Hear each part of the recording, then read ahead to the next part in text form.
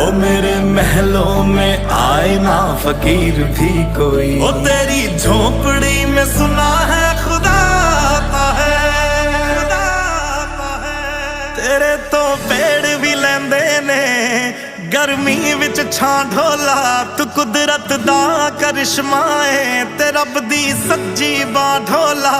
वे हाँ ढोला, वे हाँ ढोला, तेरा किन्ना सोहना ना ढोला।